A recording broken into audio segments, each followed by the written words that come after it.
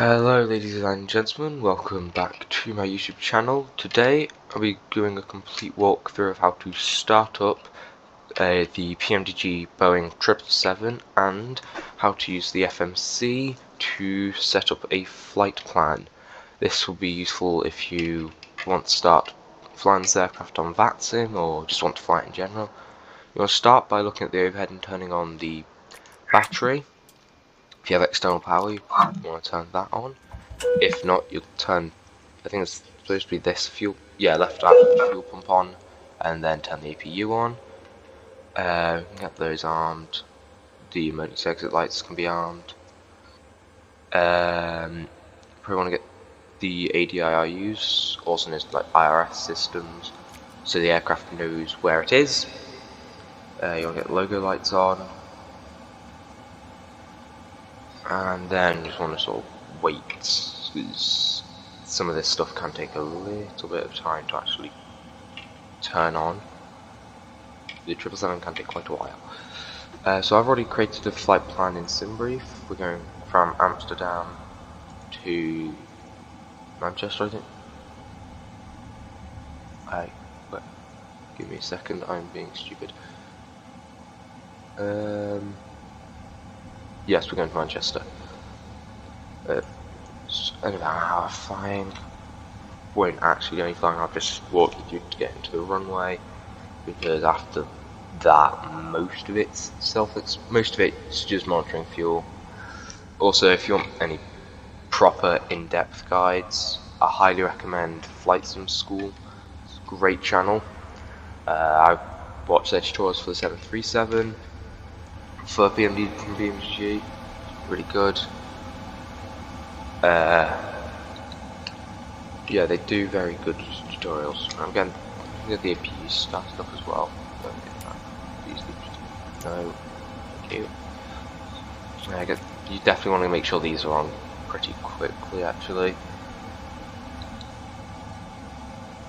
Yeah, I'm not entirely like some of this stuff is starting to turn on, but the main screens aren't. So I would get the APU started up pretty quickly. Okay. Yeah. So I'm just gonna get the APU started for us. You can hear things turning on there. There we go. See, all the screens have just sort of booted up. So you go to the FMC, so menu, press FMC, the ident page, that's just come up using, okay, so I'm just not using the most recent SimBrief, Navigraph even. So this will just tell you what type of aircraft you're flying, your engines. You don't need to know anything on this page. You'll then want to go to POS in it, enter your airport's code, so Amsterdam is Echo Hotel Alpha Mike. Oh, wrong line. We'll put that in there, and don't be like me, check which gate you're at before you spawn in. Echo 20. So you just put in then Echo 20. Take that, put it in there, and then the aircraft knows where it is. For routes, you can get them from SimBrief, but since I don't know if everyone is going to want to use SimBrief or not, I'm just going to set it up manually, just so you know how to do that as well, in case SimBrief stops working for whatever reason. So, entering the origin point, which is where we're starting, Amsterdam, and we're going to Manchester. We will be KLM flight 4 Alpha, and we've taken off from runway 24. So now that this is all set up, you want to go to departure arrival, and then check what your departure is. So we are on the Velco 3 Sierra. If I've said it wrong, I've said it wrong. I apologise. Why is it? I'm set to the runway, that's probably why.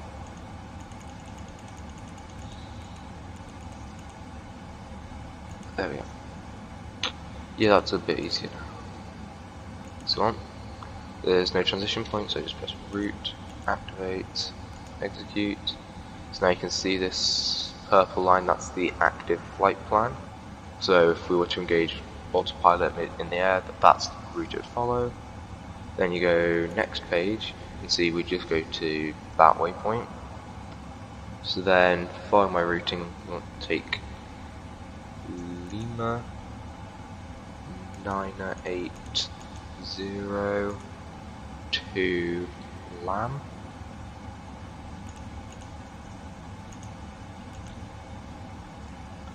I don't know if this is, well, I don't know if this is the like real order of things that you do these things in. This is just the way I've done it in Flight Sim. It seems to work quite well. Then uniform November 57. As I've said before in other videos on this plane, I am not a real 777 pilot. This method seems to work quite well for the PMDG 777 in the sim, so that's what I'm basing this off of. So I go 420, I'm going to direct so to ELVOS, and then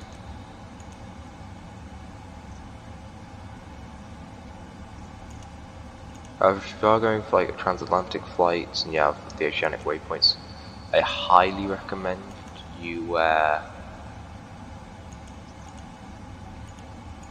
I can never get this to work. I'd recommend that you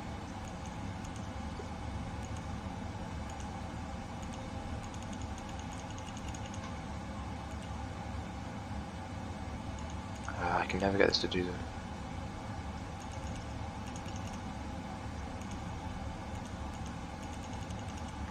Why don't you want to work? Fine, I'll leave it until we're airborne. So then we'd go to the legs page. You want to go to the IFIS panel and swing that, set that to plan, and just go through every single waypoint. Make sure there is no discontinuities. And if you're in Europe, you want to be flying on basically anywhere other than America. Actually, you want to fly with hectopascals. As you can see here, there's no gaps in the thing until we get to the end.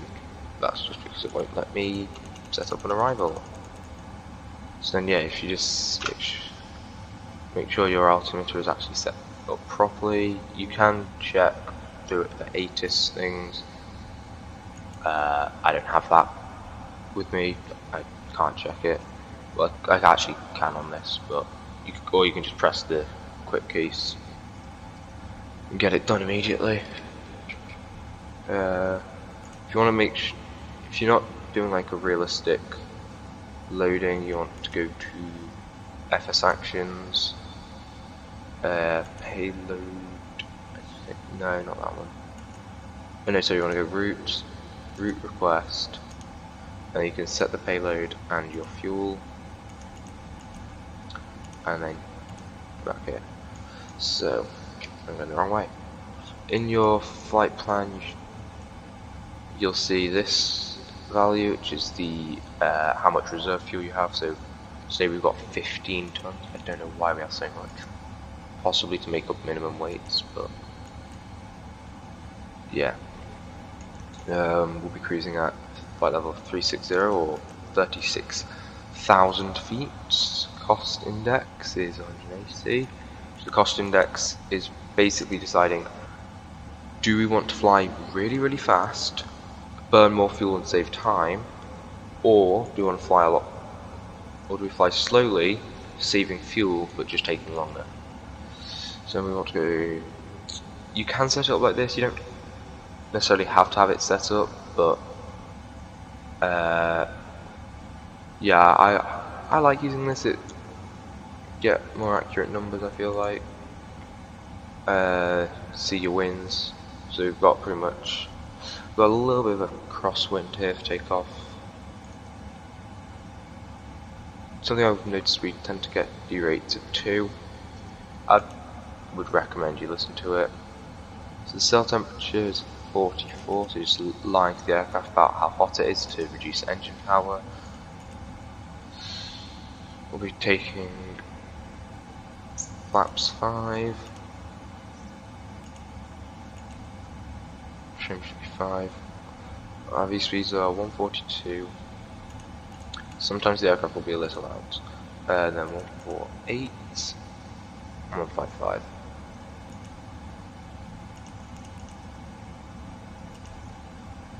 That off, and then we are now done with the FMC. Quite some time now. I'm going to go back to the overhead, turn on window heat. We don't need fuel. We can turn off the external power now and get that disconnected through the tablet.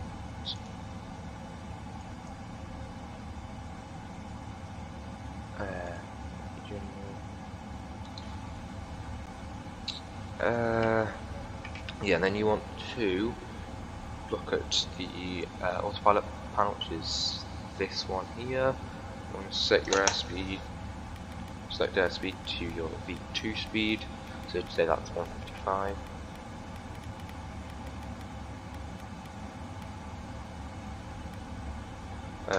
Heading should be set to the runway heading.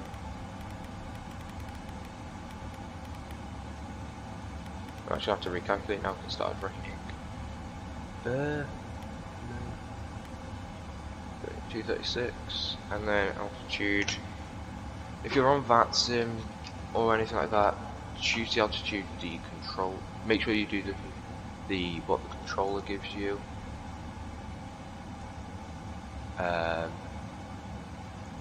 Switching in.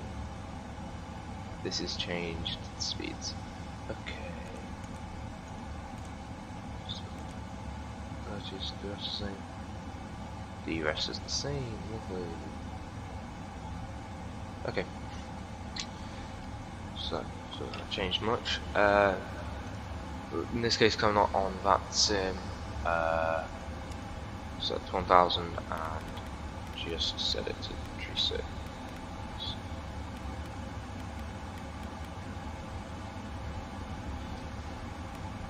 Oh. Nope. There we go. Yeah, this is going to be a pretty fun departure, I think. And once that's done, you can get the flight directors on.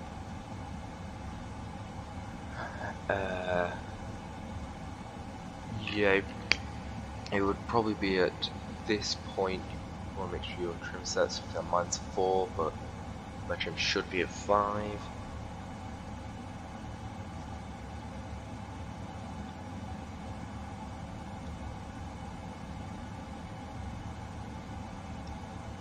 Hang on. Sorry, give me a sec.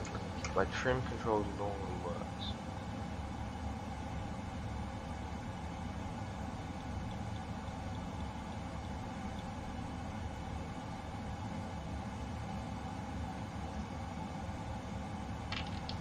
I'll do it manually then.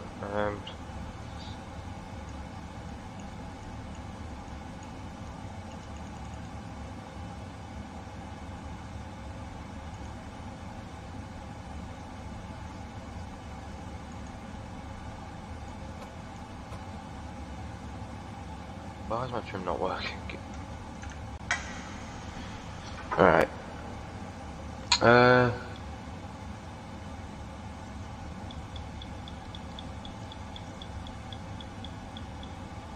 Okay, so for some reason my trim isn't working.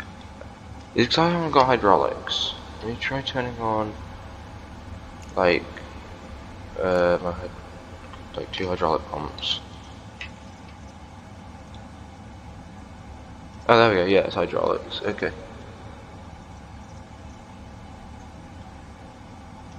That. Right place. No.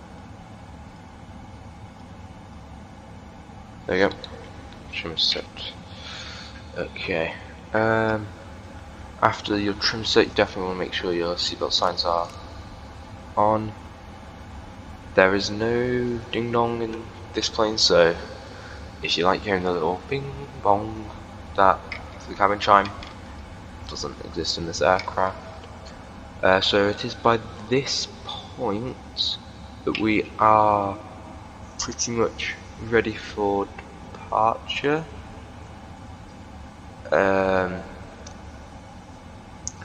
So just want to go over here, go checklist.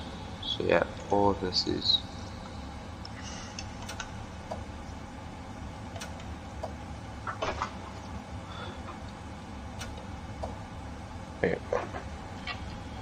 is set. Like you can run through these checklists to follow it better, but yeah. Okay, we're about to begin a form of pushback. I'm not going to do proper pushback. What I'm going to do is I'm going to start one engine, slew mode my way to the back, and then start the next engine.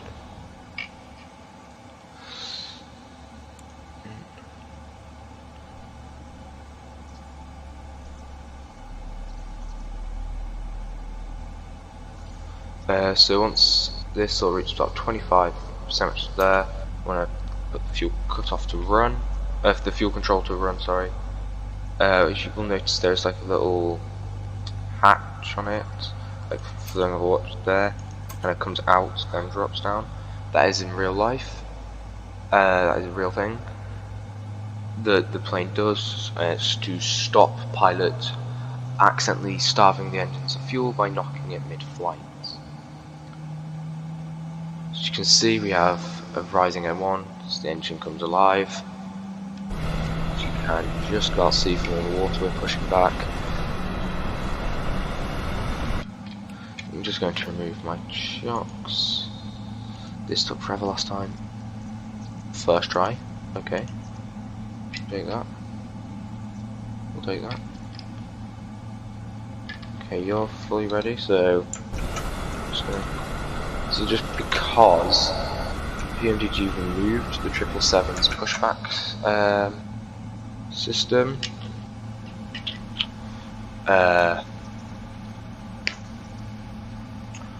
so we don't have that available at the moment.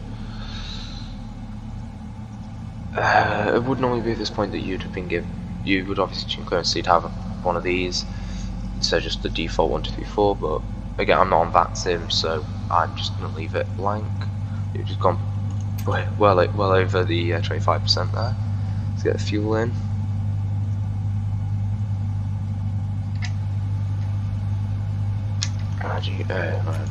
That's right. Okay.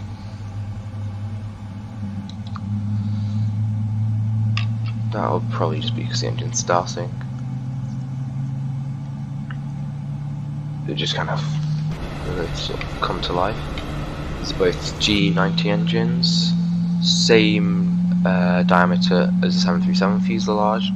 They're currently largest engines on an operational aircraft. Alright, so that is the second engine online, so we can turn off the APU. It'll be at this point you would normally tune taxi clearance. Like I said, not doing any live ATC or anything, so not tuning clearance. Hydraulic pressure, demand Charlie. Demand Charlie 2, which is the demand. Which one's demand Charlie 2?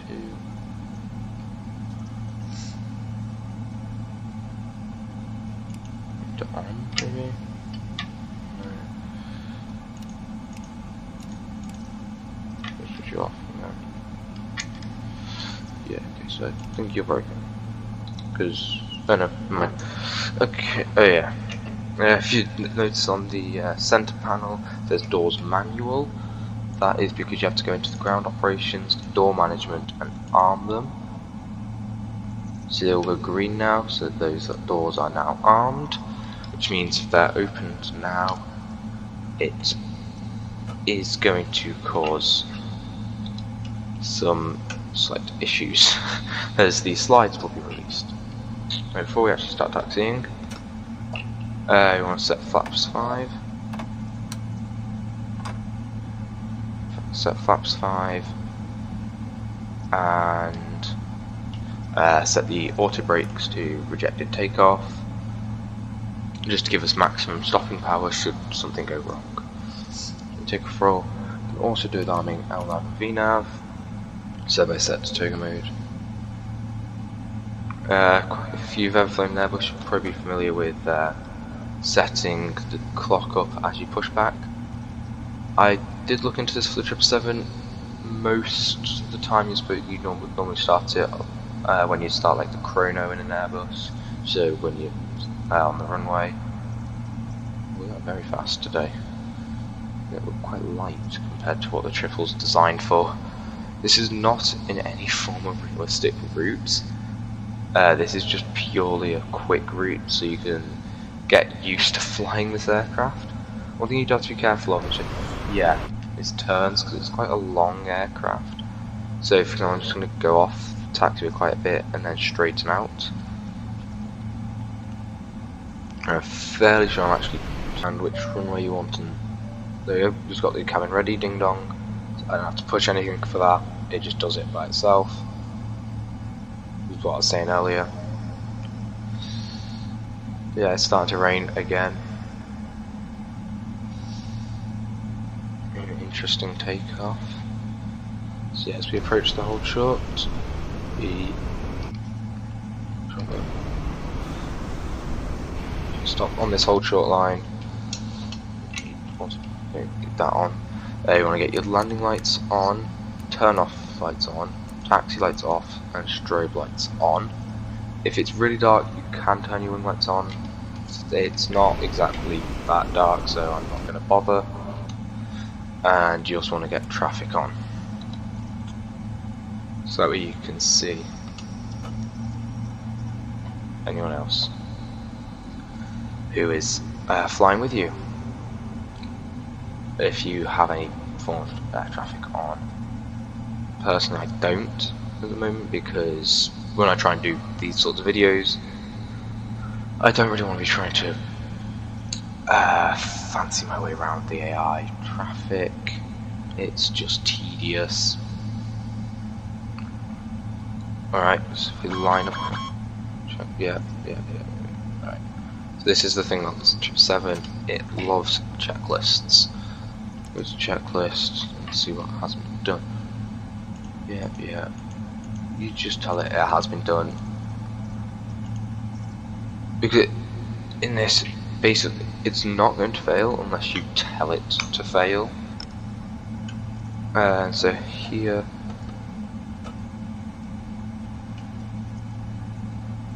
you want to just click the pen for good luck, start the clock, and set around 40%.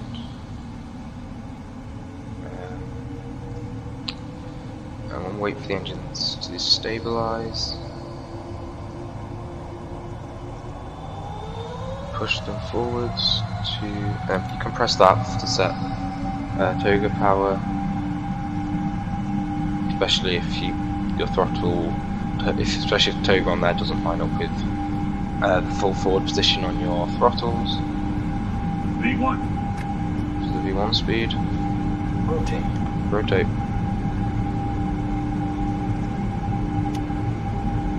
Positive rate of climb. Gear up. Just want to make sure you follow your flight directors, so they'll keep you on your flight path. Just climb up.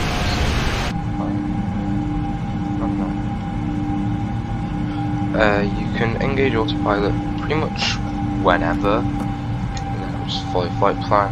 Once you have, make sure you just turn off these lights because you don't need them at all. You can usually zoom your map out a little bit.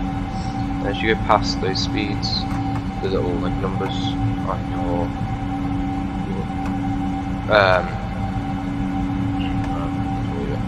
on your PFD, the airspeed indicator. That's when you want to set that level of flap.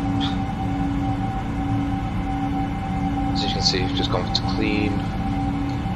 And as a general rule in aviation, you never go above 250 knots whilst under 10,000 feet. See, I've just passed my transition. It's not happy that I'm not in standard pressure. So go to the standard pressure.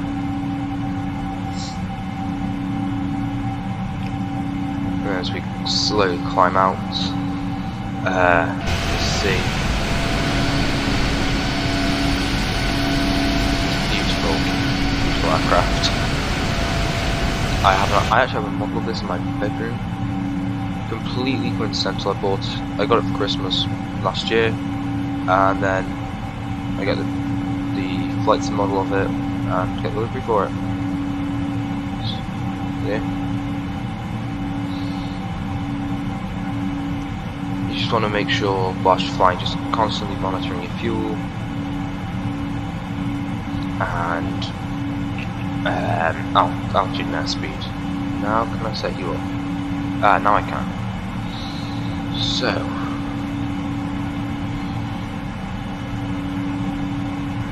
where's my meter?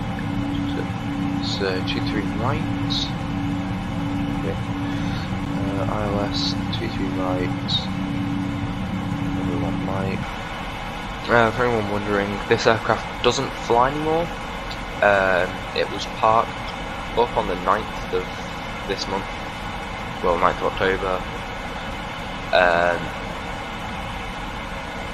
and its current status is just parked.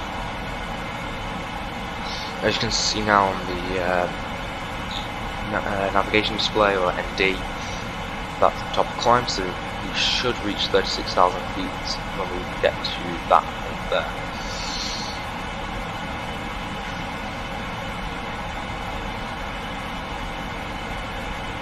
So once we get to that point, that will be where this video ends. As for cruise, you don't do any. You really just need to monitor your fuel. For example, IDRID, that's 30.6. I'm at 30.8, so you've got just a little bit more fuel. 30.7. You have enough fuel at the moment. But if you ever end up realising your plane keeps burning more fuel than what SimBrief says it was, or should be, just set it to just increase the PO factor. So for example here, mine is currently set, where is it? Okay, you can't see it here, but there's, if I go to new flight, you can go more options and set the fuel factor. You can see, use this option to increase or decrease the amount of fuel SimBrief calculates. For example, if we routinely burn 5% more fuel than what SimBrief plans with this aircraft, try using the factor of Papa 05. So we're just making that turn nicely. And we'll have VNAV pilot doing it all for us.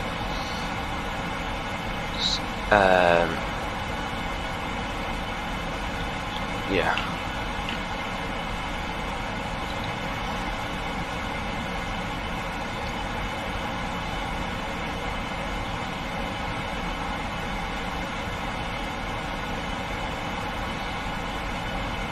So yeah, thank you for watching the video today. I'll probably do like a descent and arrival tutorial maybe Wednesday or Thursday. It'll probably be a few days until that one comes out though. But yeah, thanks for watching today. See ya.